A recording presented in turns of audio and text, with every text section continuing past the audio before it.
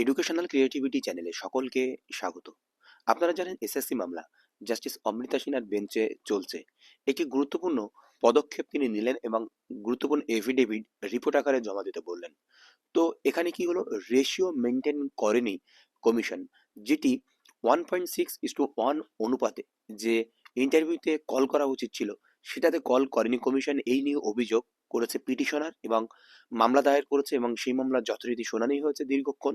শেষ পর্যন্ত জাস্টিস গুরুত্বপূর্ণ অর্ডার দিলেন। তো শুনানিতে কি কি হলো চলুন একটু আমরা আলোচনা করে নিই। প্রথমতেই পিটিশনার পক্ষে অ্যাডভোকেট বলেন যে রেশিও মেনটেন না করে তারা ইন্টারভিউতে ডেকেছেন। তো জাস্টিস প্রথমেই বিষয়টি পড়ে নেন।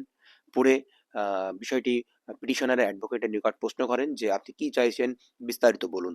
তখন পিটিশনার অ্যাডভোকেট যিনি ছিলেন তখন বলতে চান যে রুলস দেখান এবং রুলস দেখিয়ে যে রুলস রয়েছে, যে এসএসসি যে নতুন 2025 এসএলএসটি যে রুলস, সেই রুলসটি পড়েন এবং সেই জায়গাটি তিনি দেখানোর চেষ্টা করেন যে 100 প্রার্থী নিয়োগের জন্য 160 জন প্রার্থীকে ডাকা হবে, যেটা 1.6:1 রেশিওতে ডাকা হবে। কিন্তু সেটা না করে তারা 130 বা 34 জন ক্যান্ডিডেটকে তারা ডেকেছে। বিষয়টি কেমন করে হলো?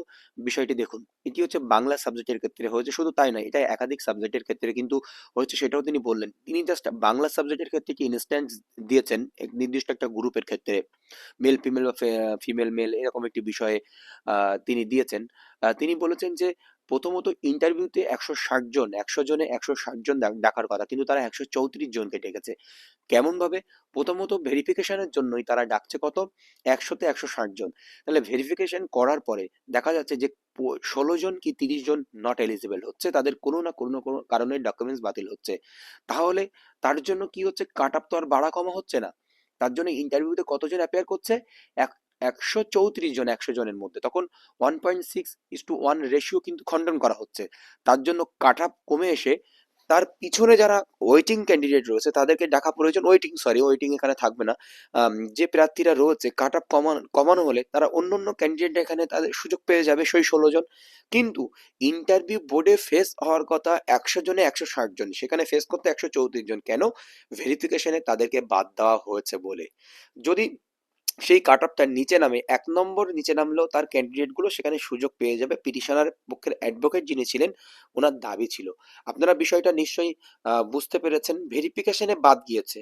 ভেরিফিকেশনে বাদ যাওয়ার ফলে এখানে 134 জন ডাকা হয়েছে ইন্টারভিউতে, কিন্তু ইন্টারভিউতে ডাকা উচিত ছিল 160 জন। তাহলে এখানে কমিশনের কি প্রয়োজন ছিল?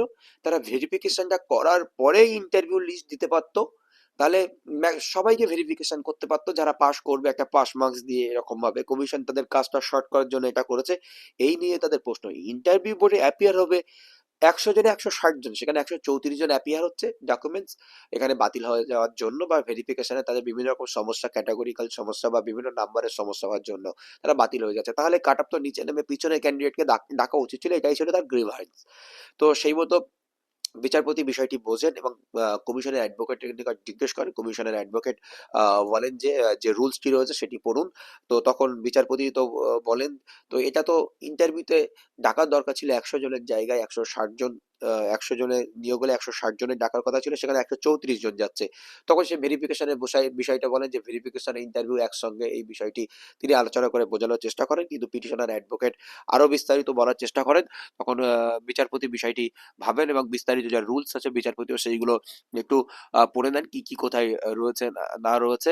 এবং পিটিশনারের যে কমিশনের যে অ্যাডভোকেট ছিলেন তিনি অপোজ করার চেষ্টা করছিলেন, কিন্তু পিটিশনারের পক্ষের যে অ্যাডভোকেট ছিলেন তিনি আবারও বোঝানোর চেষ্টা করেন যে এই বিষয়টা। বিচারপতি সেই বিষয়টা বুঝতে পারেন এবং পিটিশনার অ্যাডভোকেট এটিও বলেন, শুধু আমি বাংলার ক্ষেত্রে এসেছি, কিন্তু শুধু বাংলা নয়, এটি অন্যান্য সাবজেক্টের ক্ষেত্রেও কিন্তু এই পরিস্থিতি তৈরি হয়েছে।